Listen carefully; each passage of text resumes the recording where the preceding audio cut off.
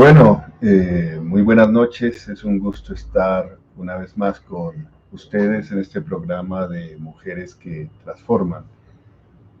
Para hoy invitamos a Rebeca Sprover desde Alemania y Alicia Ramos desde Medellín, originaria de Urabá. Empezaremos por manifestar que Rebeca nos ha hecho llegar un mensaje. Ella se encuentra en Alemania. Quienes hemos seguido su trayectoria solidaria, pues hemos tenido que justamente lamentar el asesinato de su amigo Joan Sebastián Bonilla Bermúdez, y hemos retransmitido en todas nuestras redes el testimonio de Rebeca, su profundo dolor, ese angustioso viaje de la deportación que le llevó de nuevo a su país, y desde que regresó a Alemania no ha dejado de seguir solidarizándose con los jóvenes de la primera línea, con los jóvenes que han protestado, con los que siguen siendo amenazados, siguen siendo perseguidos,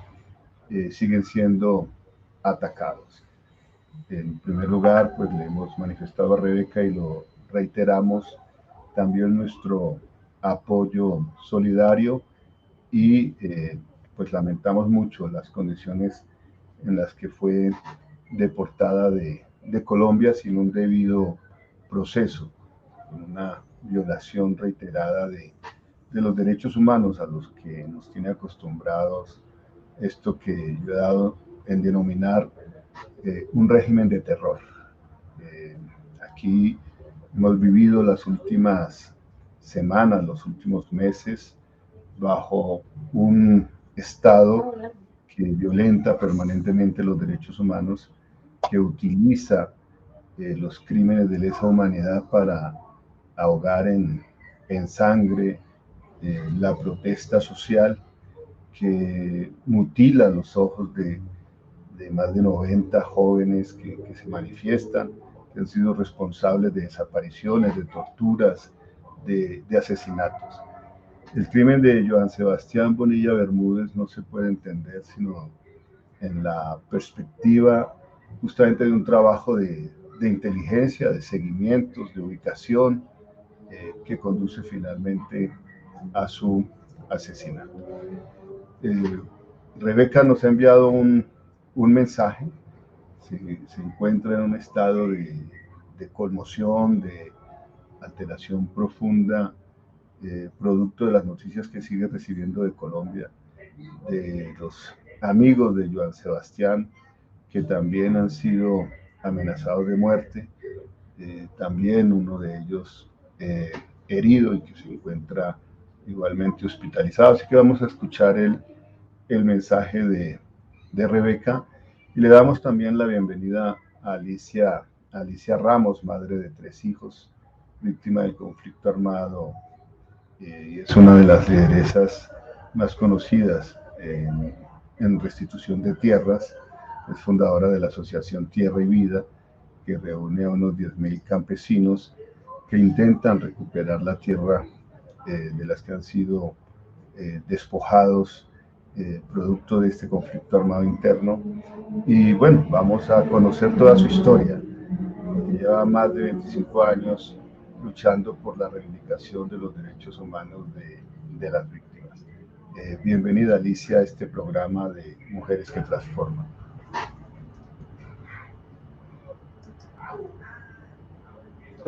Permitime decirle su nombre. Sí, me puedes primero que todo, darle muchísimas gracias por permitirme este medio y reconocer el trabajo social que hemos hecho y la lucha en todo el país. Siempre trabajamos incansablemente porque nosotras las mujeres somos constructoras de paz y estamos trabajando en los territorios incansablemente por la situación que está atravesando el país. Bueno, muy bien, Alicia. bienvenida y muchas gracias por acompañarnos. Vamos a escuchar el mensaje de Rebeca y luego regresamos contigo, Alicia. Miren, lo siento demasiado, pero ahora la situación está muy delicada. Es que prácticamente todos mis mejores amigos recibieron amenazas de muerte y estoy en esto ahora y no puedo enfocarme en nada más porque esto es un asunto de vida y muerte y estoy en esto ahora. Mi mejor amigo ya está en el hospital.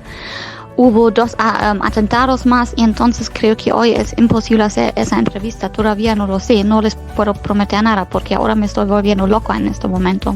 Entonces ahora estoy en contacto con el Comité de los Derechos Humanos, con el embajador, con la alcaldía. Ya no puedo, es demasiado. Hoy realmente es un día horrible y ya no puedo más. Entonces ahora estoy en contacto con el Comité de los Derechos Humanos, con el embajador, con la alcaldía. Ya no puedo, es demasiado. Hoy realmente es un día horrible y ya no puedo más.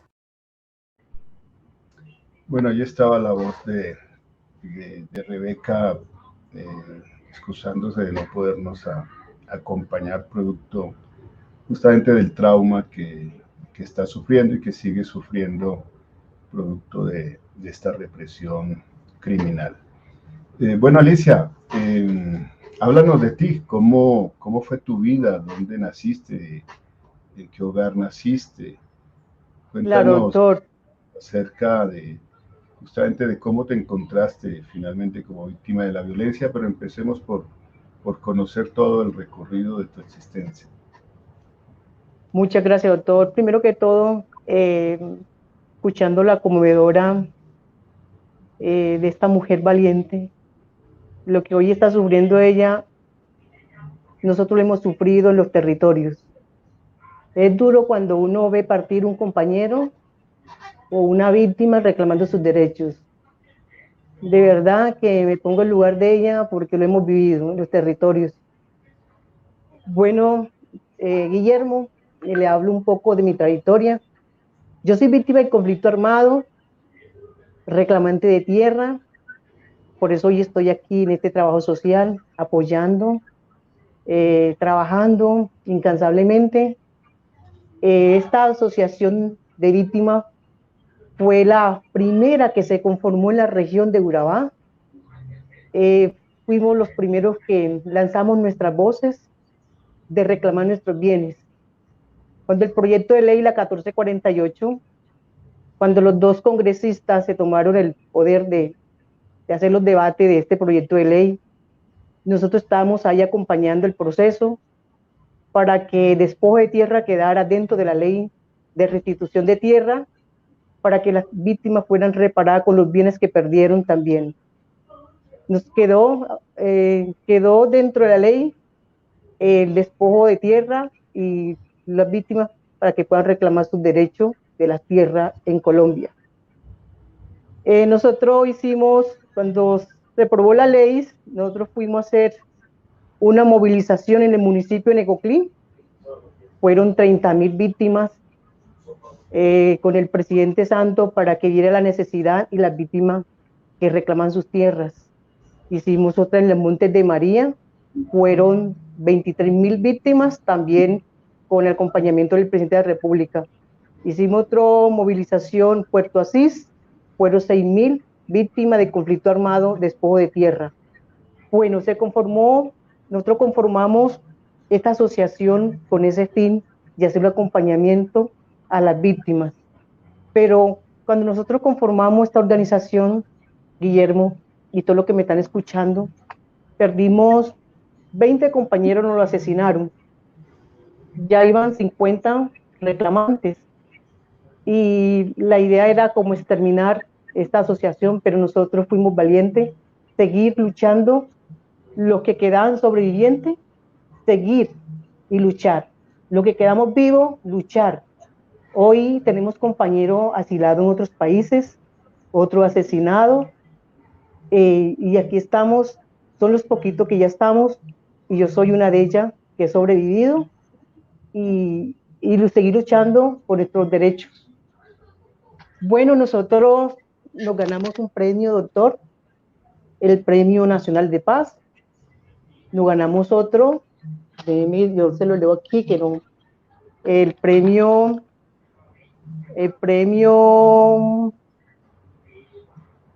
Antonio Alemán, premio Francisco Alemán de los Derechos Humanos. Eso nos propició de uno hacer una gira en Europa, en las ciudades París, Estrasburgo, Berlín, y el objeto era civilizar a las autoridades de la Unión Pública en la problemática de despojo de tierra en Colombia. Entonces, con eso fue el objetivo que nosotros hicimos recorrido a Alemania y Francia, para Bueno, visibilizar Alicia, el problema de nuestro país. Y sí, doctor, Alicia, perdona, ¿sí? te interrumpo un momento. Bueno, sí, ese recorrido de sufrimiento, de luchas por sus derechos, pues ha llevado a lo que tú has dicho, ¿no? 20 de tus compañeros reclamantes de tierras asesinados. Y bueno, eso que mereció el Premio Nacional de Paz. Ahora mencionabas el Premio Franco-Alemán de Derechos Humanos que otorga la República Francesa y también el Estado alemán, que desde hace ya más de una década decidieron apoyar a los defensores de derechos humanos en Colombia con este reconocimiento. Y tú nos estás comentando justamente que ese premio pues, te permitió también llegar a Europa, a distintas ciudades de Europa, a dar tu testimonio. Pero antes de adentrarnos en las actividades que realizas hoy en día, las dificultades que hoy en día tienes que enfrentar, quisiera, Alicia, que nos hablaras de tu niñez, de tu familia. ¿Cómo creciste? ¿Naciste en Necoclí? Sí, yo nací en Necoclí, Guillermo, nací en Necoclí, tuve mis 3 hijos, soy de familia campesina, soy campesina, soy de origen campesino. Mi trabajo es luchar por el campesinado, ¿Y luchar cómo, para que, y cómo terminaste como víctima del conflicto armado interno? ¿Qué fue lo que pasó con tu familia? ¿Qué sucedió? bueno, en los años 97, 96, cuando llegaron los grupos paramilitares, a mí me sacaron del predio y tuve que salir, y no me podía quedar en el casco urbano porque Necoclí también era algo pues que corría un peligro. Yo me vine para Medellín, para la Comuna 13, doctor, y ahí fue una pesadilla porque ahí me tocó el operativo Orión. Y antes de eso había muchas personas asesinadas en el barrio, veía uno muchos grupos dentro del barrio, pero no tenía los recursos económicos para irme para otra parte con mis hijos. Tenía que quedarme allí y mis hijos lo colocaban como escudo. Entonces, y pues me tocaba trabajar para mantener la familia porque no podía regresar en la región de Urabá. Bueno, cuando ya tuve que desplazarme también de la Comuna 13 porque no se podía vivir, era complicado. Nos tocó el operativo, a las 2 de la mañana entraron al barrio y vio muchas personas asesinadas dentro de las casas. Eh, Gracias a Dios las balas pasaban por encima de mi casa y las paredes, pero gracias a Dios que ninguno de mi familia fue tocada por una bala, pero en mi casa sí pasó por las paredes, pero ahí sobrevivimos. Bueno, y cuando ya pues terminó el operativo, entró a las 2 de la mañana, terminó a las 2 de la tarde. Nosotros, la comunidad del barrio, sacamos cobijas blancas pidiendo paz para poder sacar las personas heridas del barrio. Pero bueno, cuando ya culminó todo eso, yo me tuve que ir de la Comuna 13, me tuve que ir con mis hijos. Entonces también llegó como bastante complicado la situación. Entonces, de allí nos fuimos para Bello, saqué mis hijos de allí, pero no fue fácil la situación mía con los hijos, porque cuando uno sale desplazado, uno sale como a mirar quién lo apoya a uno y dónde se va a refugiar.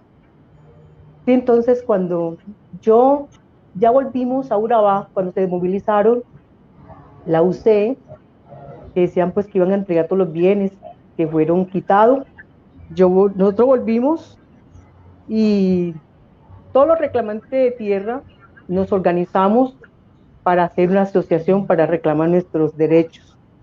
De ahí fue que nació esta asociación Tierra y Vida. Todos entramos ahí los reclamantes. Hoy muchos no están porque fueron asesinados. Otros están los directivos, los que éramos los visibles, ya la mayoría no están, ya están muertos. Otros están asilados. Y bueno, seguimos con el proceso, con las demás personas que están afiliadas, que tomaron el liderazgo de la asociación para seguir avanzando en el trabajo que nosotros emprendimos, era luchar por nuestros derechos y rescatar lo que perdimos, que fueron nuestras tierras, fueron mal quitadas, y había pues una pobreza inmensa porque todos los reclamantes no teníamos dónde estar, ni mantener la familia, dónde ir, estábamos desamparados. Entonces eso nos obligó de seguir para adelante y ser unos buenos guerreros en la guerra. No fue fácil, esto fue bastante cruel, de uno ver partir los compañeros y uno seguir al honor de los compañeros caídos para reclamar nuestras tierras, que en estos momentos es complicado porque todavía no se ha restituido la mayor parte que hoy estamos reclamando. Entonces es bastante complicado.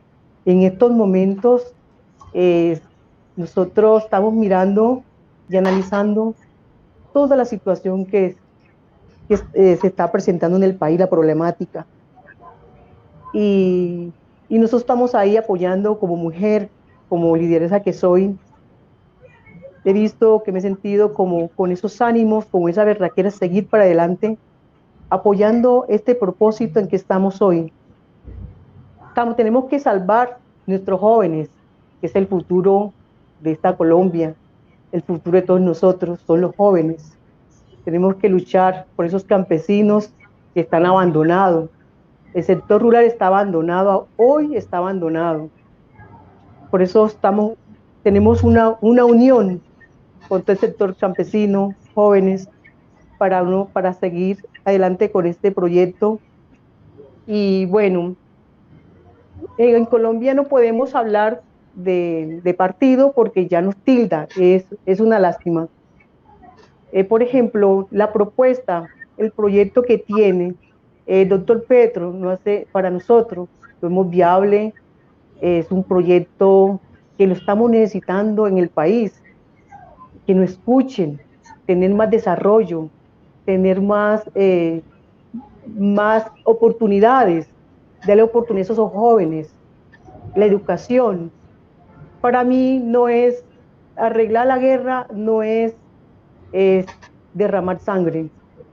Para mí, para reconciliar, para que nos reconciliemos en este país, para que no haya guerra, necesitamos fortalecer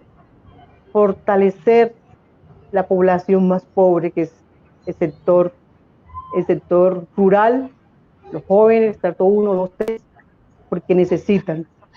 Da lástima hoy que nuestros jóvenes lo están asesinando.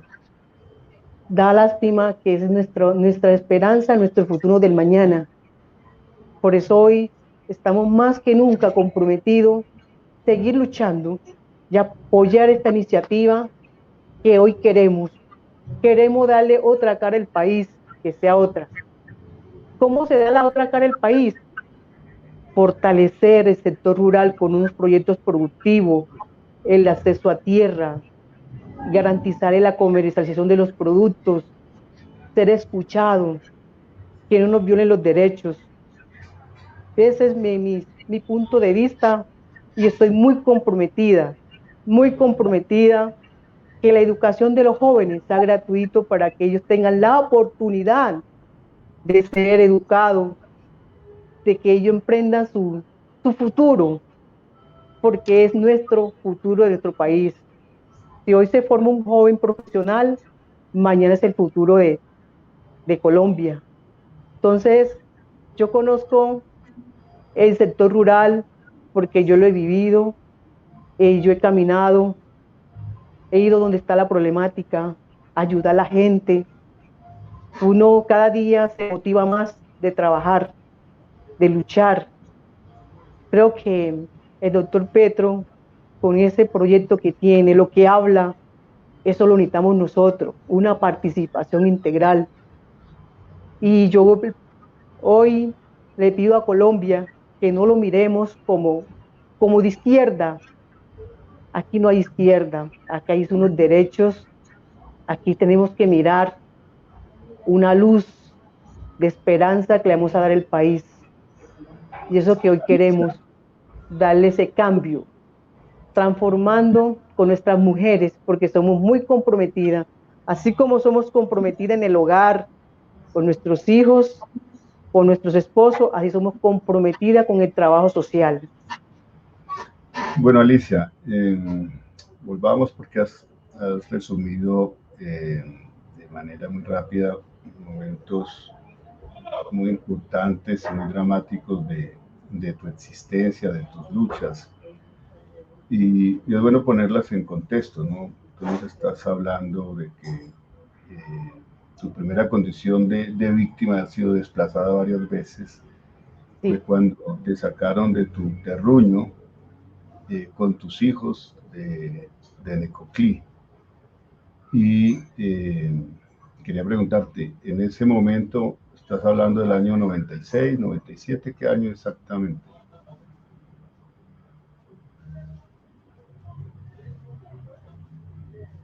Sí, doctor. Estoy hablando del 96, cuando me sacaron de donde nosotros vivíamos. Y Amenazada por los paramilitares. sí, amenazada con los paramilitares. Entonces, yo me fui para el casco urbano. Es importante explicar un poco lo que sucedió en ese momento en el Urabá. Se había logrado en el Urabá un posicionamiento muy fuerte de las organizaciones sindicales del sector bananero defendiendo los derechos de los trabajadores. Se había logrado también, a partir de la elección popular de alcaldes, que la mayoría de los alcaldes de la región fuesen alcaldes de izquierda, alcaldes vinculados a la Unión Patriótica. Al tiempo en la región habían actores armados, la guerrilla de las FARC hacía presencia también la guerrilla del Ejército Popular de Liberación. Esas guerrillas también se disputaban territorios en esa región. Luego se desarrolla la estrategia paramilitar y el paramilitarismo que surge en el Magdalena Medio, creado por el cartel de Medellín, aliados del Ejército Nacional, que desarrollan esa estrategia paramilitar y van a crear las llamadas autodefensas de Córdoba y Urabá.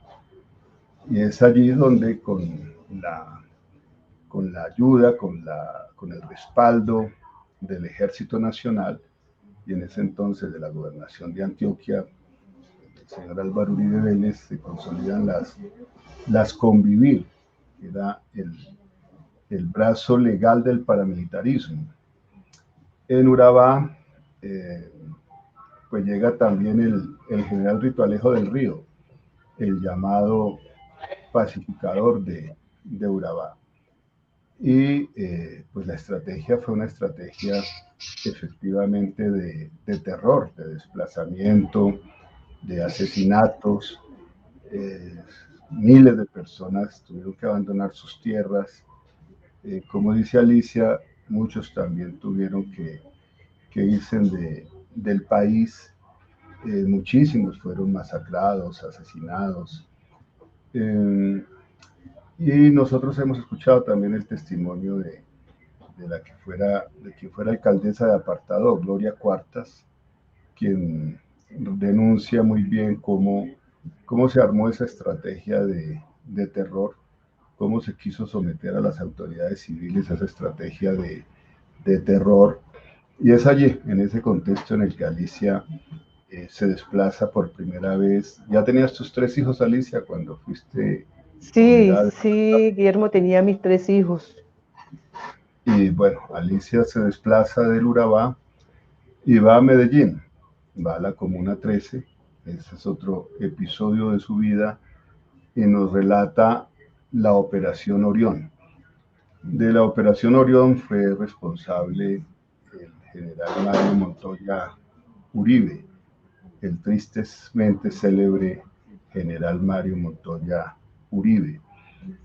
Y en esa operación pues desaparecieron a decenas de jóvenes, asesinaron a decenas de personas, desplazaron a centenares de personas. Y allí Alicia nos ha contado cómo en medio de las balaceras tenía que acostarse en el piso, recibir los balazos sobre las paredes de su casa, de su vivienda, y tener una vez más que desplazarse.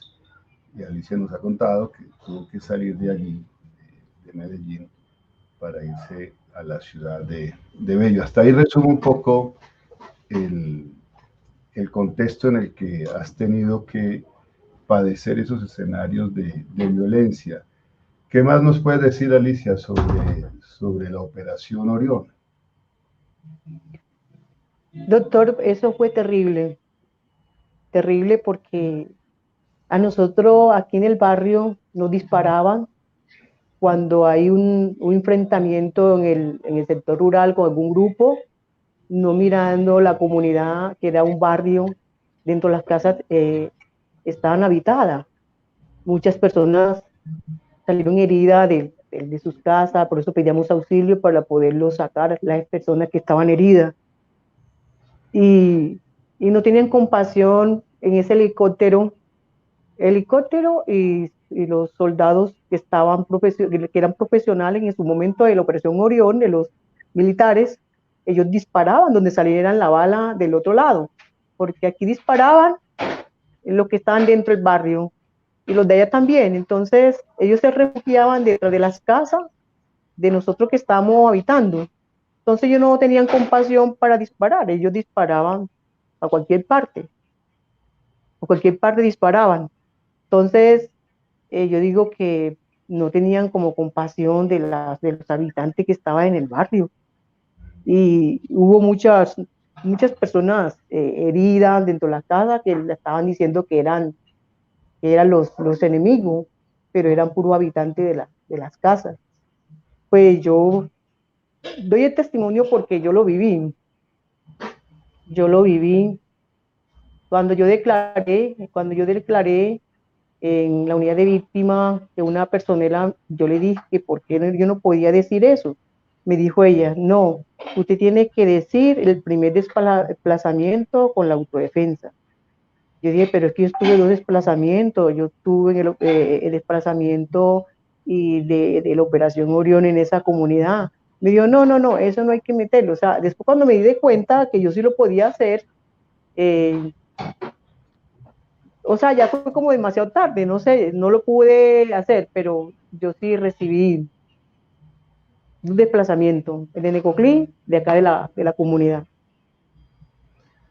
Bueno, Alicia, sí, Entonces, has mencionado otro aspecto también del que he sido testigo en muchas declaraciones que he recibido como defensor de derechos humanos, de víctimas que acuden a la unidad de víctimas o incluso ante las personerías o ante la Defensoría del Pueblo o ante la Procuraduría General de la Nación, que terminan enfrentándose con funcionarios inescrupulosos que les cambian las historias, que no reconocen los hechos victimizantes, ni a los victimarios, que pretenden cambiar incluso el relato de quienes fueron los victimarios que afectaron a las familias, a las comunidades.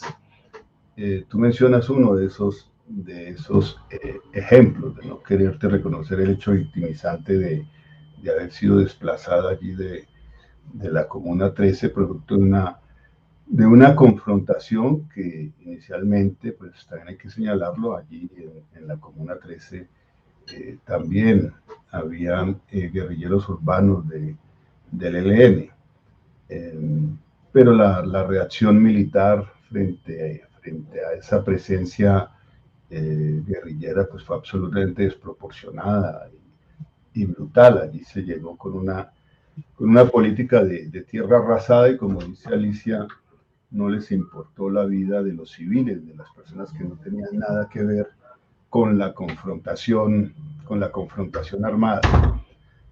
Entonces, Alicia, hablemos un poco también ya sales de, de la Comuna 13, te vas a Bello, y bueno, ¿qué pasa con tus hijos? ¿Cómo defiendes tu vida? ¿Cómo logras sobrevivir en esos años de desplazamiento?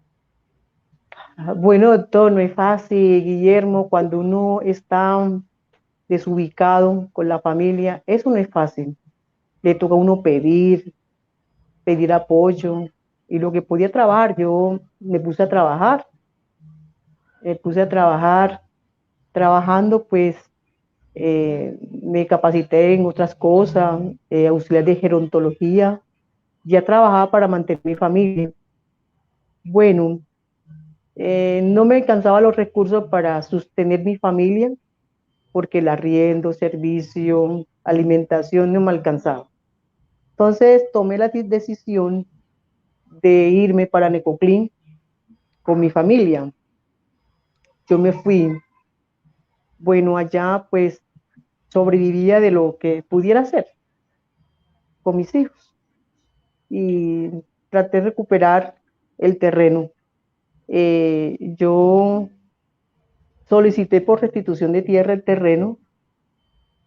Ya había muchos funcionarios públicos que estaba a favor de las personas que me quitaron el predio. También me atacaban diciendo que ya eso no era mío. Ya aparecían unos documentos públicos, varios, diciendo que ese era un baldío, que ese era de ellos. Ya no volví a pagar catastro porque ya borraron la carpeta de terreno y ya apareció otra carpeta de otro fulano que yo no sabía quién era. Entonces yo fui a restitución de tierra a solicitar. Y bueno, y de ahí estoy solicitando. Mira la situación que yo estaba viviendo. Y yo quería mi terreno para sostener mi familia.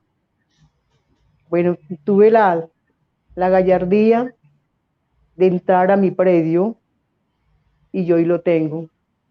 Fui pues dispuesta, porque eso no es fácil de uno entrar así, porque uno está presto a que le vayan a hacer daño, lo asesinen.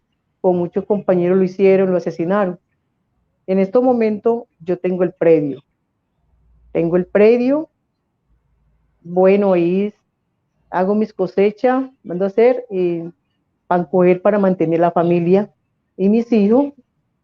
Hace 14 años que tengo el terreno, 14 años. Y de ahí sostengo mi familia. Nos Bueno, toca, Guillermo, cuando uno regresaste, es mamá y papá de la y familia, ¿no? recuperaste tu predio. Y qué pasó con el proceso de restitución de tierras, Alicia? Porque estabas mencionando que Bueno, hay veces, funcionarios doctor, eran uno aliados se de los tiene, victimarios, de los a uno, hay despojadores. veces tiene uno de hablar al público de lo que pasa, ¿cierto? Porque usted sabe que estamos en un país, cuando hablamos del derecho que nos toca y reclamamos, ya corremos peligro, ¿verdad? Lo que está pasando en estos momentos, es que todos los días matan líderes, matan jóvenes. Entonces, hay tantas cosas, doctor, de fondo, que está pasando. La tierra aquí en Colombia, todo lo que estamos reclamando, lo tienen los grandes empresarios. Por eso nosotros corremos peligro cuando hablamos cosas con mucha propiedad de fondo, porque estado en un país muy inseguro, que no podemos hablar de nuestros derechos porque no tenemos la garantía de todo lo que nos pasa, lo que pasa en los territorios, lo que nosotros percibimos con la comunidad, con los campesinos, pero muchos funcionarios, las instituciones son buenas porque le prestan un servicio a la comunidad, pero muchos funcionarios dentro de la institucionalidad tienen unos intereses a que no nos restituyan. Entonces, cuando nosotros colocamos eso en conocimiento, ya hay un malestar para que nos restituyan nuestras tierras. Tenemos que luchar mucho, buscar apoyo, como hemos siempre buscado apoyo de la Embajada Europea, unos países aliados al proceso de paz en Colombia, una ONG internacional, buscamos apoyo. En estos momentos estamos mirando que muchos reclamantes o líderes están quitando los esquemas y después lo asesinan. Entonces mire que todo lo que se está viviendo en el país. Y buscan diciendo que no tienen amenaza porque ya disminuyó el riesgo y le van quitando los esquemas. Yo he bregado mucho, he escrito y todo de la situación de nosotros, pero no hemos sido escuchados para nada. Entonces, ahí estoy.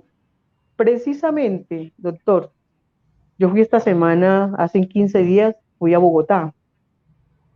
Fui a la Agencia Nacional de Tierra y los documentos que aparecen registrados de mi tierra de otras personas en instrumentos públicos de Turbo y catastro en Ecoclin son documentos falsos porque no aparecen, no aparece en la Agencia Nacional de Tierra. Buscaron y no aparece.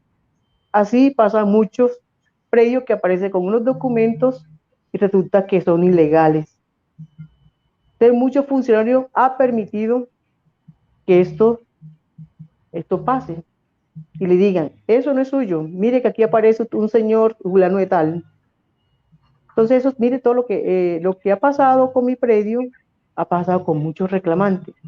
Y es una situación muy compleja y muy dura porque estamos luchando y por eso pedimos apoyo con la comunidad internacional para que estos procesos avancen, porque no ha avanzado lo suficiente. Tú creaste la Fundación Vida y Tierra. Cuéntanos cómo la organizaste, cómo fue ese proceso de congregar a otras víctimas de despojo para crear la fundación y cuál ha sido el recorrido de la fundación. Luis Guillermo, nosotros creamos una asociación que se llamaba primero Mesas Campesinas. ¿Qué hicimos? Todo el sector de Urabá, los reclamantes, nos fuimos agrupando para crear eso. Cuando ya creamos eso, ya hicimos una incidencia frente a la institucionalidad para que nos acompañaran, seguir en el proceso para poder reclamar nuestros bienes. Ahí fue que hicimos una directiva para que nos representaran las personas que estaban allí. Y cada sector de la región de Urabá había uno en la directiva. Representaba qué sector, el otro sector y así. Pero nosotros fuimos las que, como vimos, el tema despojo de tierra en Colombia.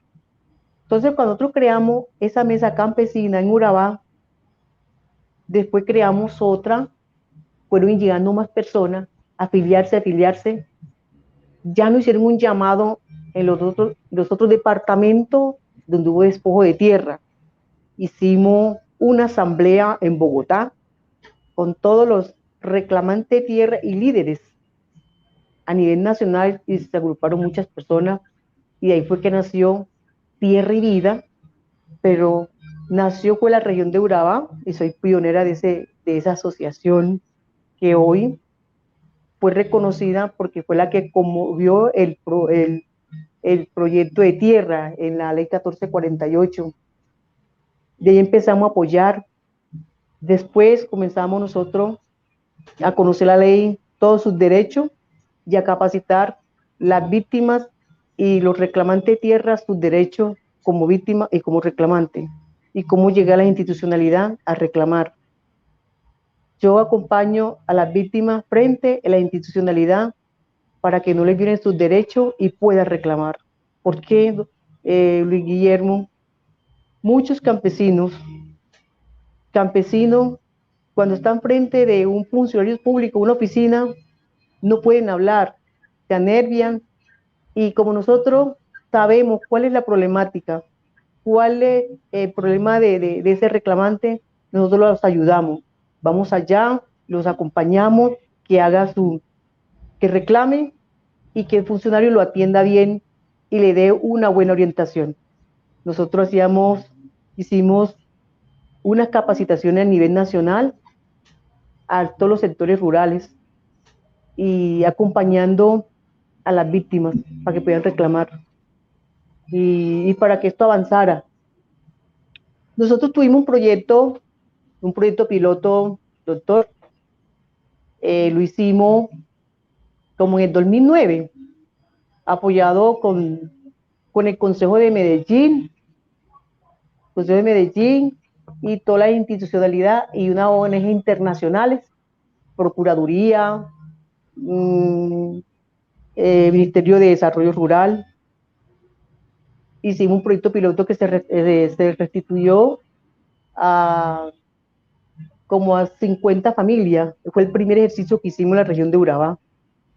Lo hicimos en Necoclí, en Turbo y en Apartado. Y se hizo un ejercicio antes de la ley 1448 con la ley 975. Todavía no estaba aprobada la ley 1448, veníamos haciendo incidencia con las comunidades y con la institucionalidad para que esto se diera. La comunidad internacional nos apoyaba para que nosotros impulsar nuestro trabajo con la comunidad y con todos los reclamantes. Entonces, nosotros hemos denunciado públicamente cómo fue el despojo de tierra en Colombia. ¿Sí? Entonces, también nos capacitaron, INCODER nos capacitó con la ley 160 para nosotros capacitar el sector rural. Nosotros capacitamos el sector rural, el derecho que tiene el campesino a través de los programas que tiene el Estado con el sector rural del campesino, cómo lograr tener tierra, cómo adjudicar un baldío, qué hacer. Todas esas capacitaciones nos tocaba hacerlo para que la comunidad tuviera el conocimiento, cuáles eran sus derechos como campesino, qué derecho tenían las víctimas, cómo tenía el derecho de llegar a la institucionalidad y reclamar sus tierras, qué tenía que hacer.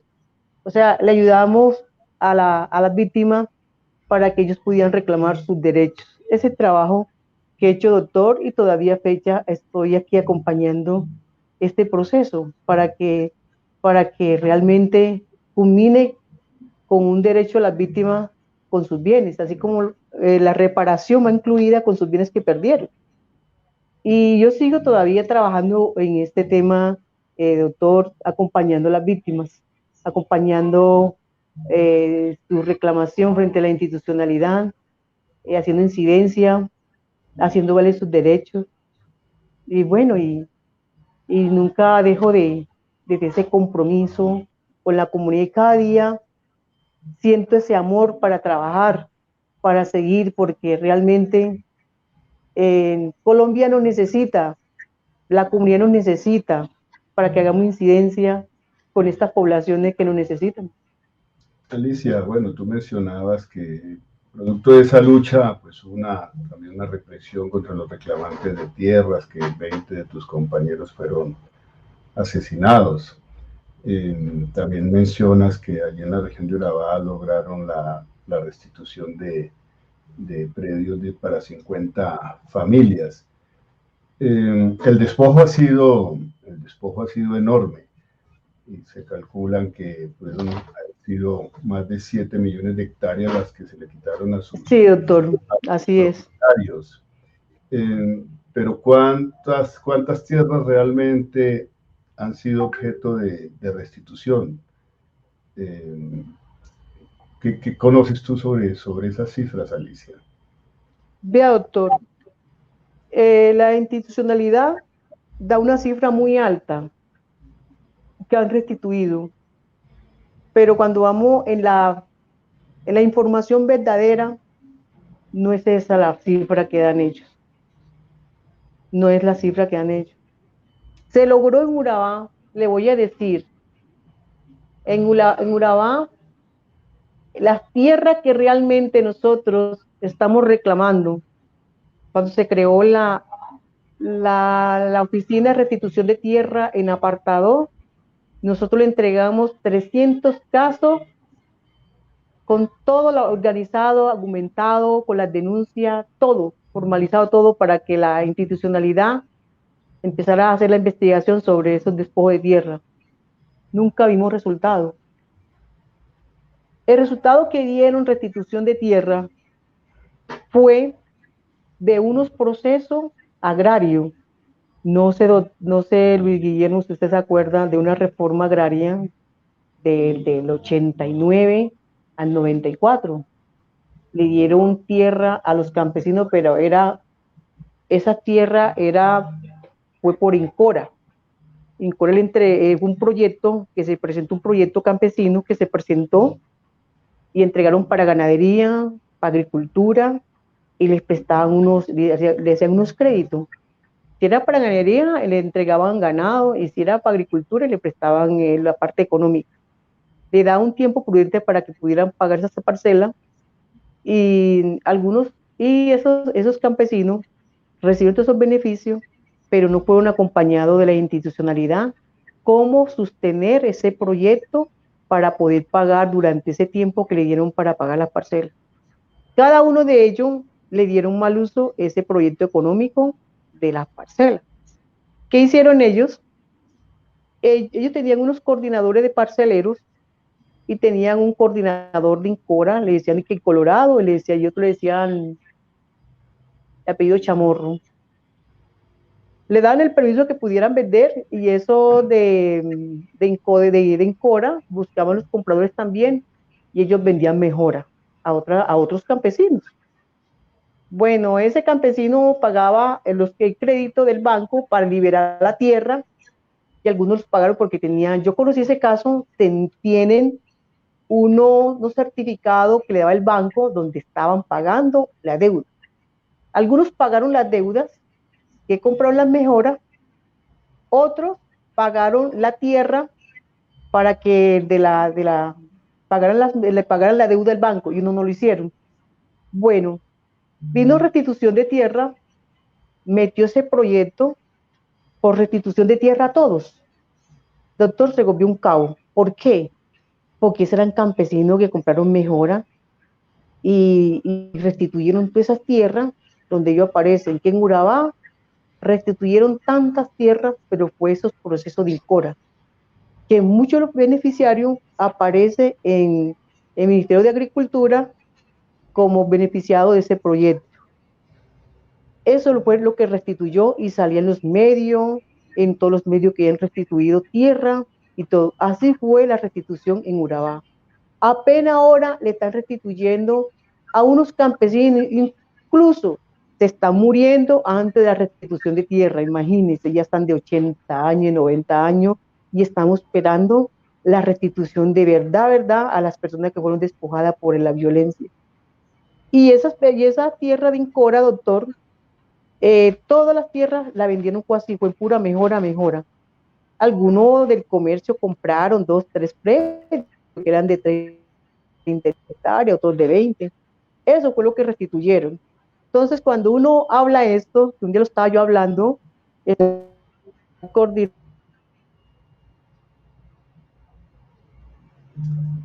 se nos ha suspendido. Yo hablé que estaba el ministro Cristo, está en una reunión en Urabá, se estaban presentando unos problemas graves con las personas que están dentro del predio, que ellos no despojaron a nadie. Entonces, ¿por qué ellos cometieron un proceso de restitución de tierra? Entonces, yo le hice una pregunta al doctor Juan Fernando Cristo, que me explicara un poco, que no entendía. por qué estaba pasando eso, porque los predios que fueron despojados por la violencia hoy no lo están restituyendo, lo están tirando como en la esquina del olvido. Entonces, cuando el director de restitución de tierra escuchó que yo dije eso, yo le dije, doctor, usted no está haciendo las cosas bien. Nosotros que somos los afectados, que nos fueron esta tierra, no están restituyendo a ningún campesino que fueron lastimados, fueron asesinados, y lo despojaron de una manera, mejor dicho, y tenemos los testimonios. Entonces, él se ha negado de restituirme mi predio. Siempre me decía, es que ese predio suyo está como algo raro. O sea, no buscaba la manera de restituirme. Entonces, yo veía que había algo de mala fe que se estaba creando dentro de la institucionalidad de algunos funcionarios. Entonces, así viene pasando esto, doctor. Es preocupante de esas parcelas de Incora, pero no he tenido que alguien me dé una claridad sobre ese tema. ¿Qué está pasando ahí? ¿Por qué están restituyendo esos predios de esa manera? Y nuestros predios que fueron despojados, prácticamente no hay ninguno, doctor. Guillermo, no hay Bueno, ninguno Alicia, de los predios que duró. Colombia es un país sui generis justamente en ese tema de despojo de tierras. Lejos de tener una real reforma agraria, lo que se ha producido es una contrarreforma agraria. Y en otros países de América Latina esos procesos de reforma agraria efectivamente se dieron y permitieron de alguna manera que el campesinado pudiese sobrevivir en mejores condiciones que lo que ha tenido que enfrentar el campesinado en Colombia. Pero aquí ninguna de las grandes reformas agrarias que se plantearon en la historia con la ley 200 durante el gobierno de López Pumarejo en el año 36, ni la de Carlos Lleras Restrepo, no ha sido posible que prosperen. El poder de muchos de los terratenientes se ha acompañado justamente de la acción violenta para impedir justamente que pueda haber una redistribución de la tierra en Colombia. Pero peor aún, lo que hemos señalado es que lejos de distribuir la tierra, lo que se ha generado es el despojo también de millares de campesinos a los que se les despojó producto de la violencia, se les desplazó violentamente y siguen enfrentando luego de tantos años muchísimas dificultades como las que ha narrado Alicia para impedirles que efectivamente puedan disfrutar de sus predios, que puedan retornar en condiciones de seguridad o que puedan vincularse a procesos productivos sostenibles. Eso tampoco se ha dado. Así que ese es uno de los grandes fracasos del Estado colombiano en la materia. Pero Alicia, hablemos sobre el proceso de paz, porque, bueno, en el año 2016 se firma el acuerdo de paz en Cartagena, luego viene el plebiscito, perdemos ese plebiscito, luego viene el acuerdo del Teatro Colón en noviembre de ese año. Pero ¿cómo viviste tú todo ese proceso de paz? ¿Cómo lo enfrentaste? Bueno, doctor, mire, nosotros como víctima, como líder, estamos de acuerdo. La desmovilización, la paz en Colombia. De esas líderes que participaron en ese proyecto de la desmovilización, de lo que se hacían los encuentros de los líderes para hablar del tema de movilización y de los puntos que se iban a quedar en La Habana de la desmovilización y el compromiso que iba a tener la FARC con el pueblo colombiano y con las víctimas. Bueno, esa asamblea se hizo una en Medellín, participé en la que está en Medellín, varios departamentos. La otra fue en Cali, que fueron 3.500 líderes. Esos 3.500 líderes llegó parte de ese conversatorio y de esa asamblea con los congresistas para tocar los puntos que el pueblo quería para que quedara dentro del proceso de paz, concertar todos esos puntos. Yo también hice parte de esos debates, de esos conversatorios, y estoy de acuerdo, estamos de acuerdo, que se desmovilicen para que Colombia viva en paz. Eso es lo que queremos. No mirando del punto de vista que ellos fueron alzados en armas, no. Tenemos que entre todos construir y perdonar. Si nosotros no perdonamos, no vamos a ver reconciliación, ¿sí? Todos somos los mismos, todos somos Colombia. Queremos que no haya más derramamiento de sangre y apuntarle esto, la paz en Colombia, que queremos. Queremos transformar a Colombia. O sea, nosotros, si tengo la oportunidad, quiero tener la oportunidad, Luis Guillermo, de ir al Congreso, para hacer para representar mi pueblo, representar mi Colombia. Me siento orgullosa de ser una lideresa que hoy trabaja por el bienestar de un pueblo, por el tejido social, por la reconciliación de nuestro país, por el proceso de paz. Tenemos que conciliar para que en nuestro país entre la paz. Alicia, No, finalmente ya no mirar atrás, sino para estamos, adelante.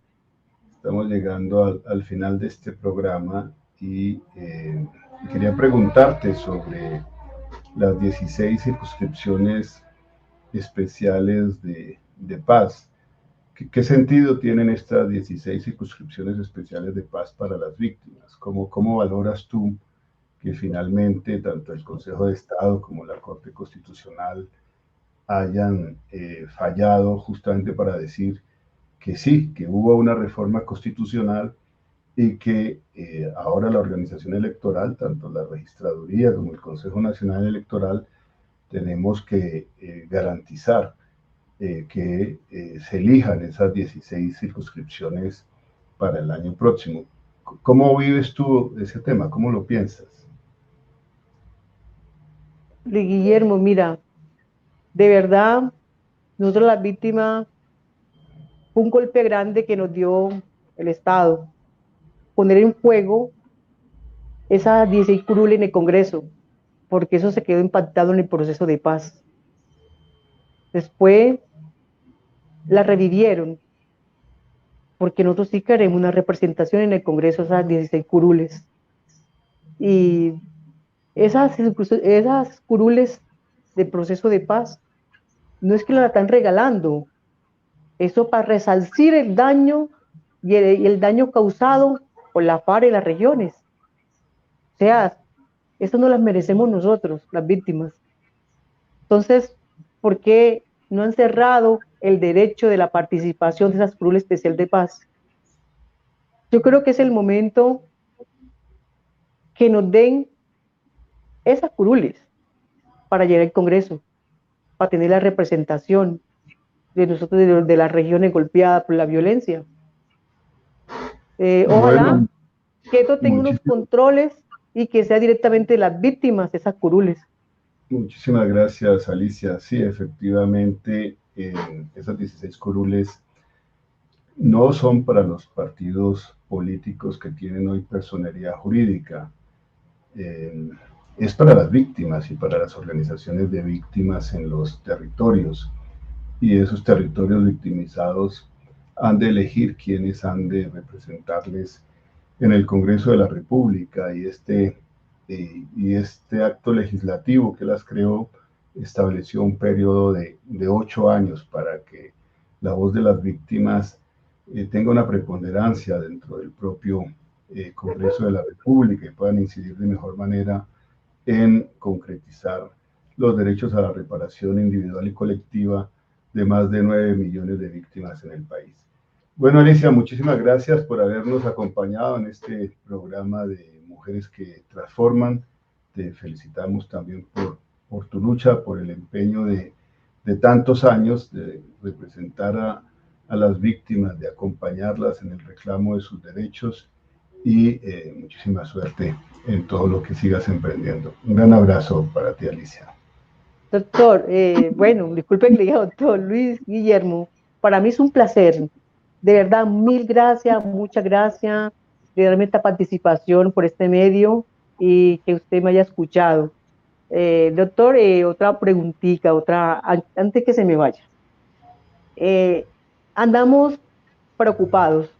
Usted es un magistrado, tiene la voz, pues lleva la voz. Yo necesito, le estoy pidiendo a la unidad de víctimas, la unidad de la UNP, le estoy pidiendo que me cambie mi vehículo, que en un vehículo alto para mi seguridad. He tenido bastante amenazas sobre este tema y realmente ellos dicen lo que me responden, hace un estudio de riesgo y dicen que los costos son muy altos y la unidad no tiene presupuesto para asumir más gastos si me cambian el vehículo. O sea, yo estoy pidiendo que sea un carro apto para mi seguridad porque no lo tengo. No lo tengo, doctor. Entonces yo creo que por medio suyo haga esa gestión. Bueno, Alicia, un poco complejo y no me comprometo porque yo mismo estoy padeciendo las irregularidades de la Unidad Nacional de Protección y he expresado hoy que hago responsable al gobierno colombiano y a la UNP de cualquier posible atentado contra mi vida o la de mi familia. Y vivimos tiempos muy complejos y muy difíciles, ciertamente, Alicia. Pero pues hay que utilizar los mecanismos que prevé la Constitución para la defensa de los derechos fundamentales, como la acción de tutela y es algo que te recomiendo que puedas utilizar. Un gran abrazo para ti, Alicia, muchísima suerte también en los temas de tu seguridad personal, de tu protección y la mejor de las suertes. Que estés muy bien. Y gracias a Guillermo. todos los que han seguido este programa de Mujeres que Transforman. Un abrazo para todas y todos.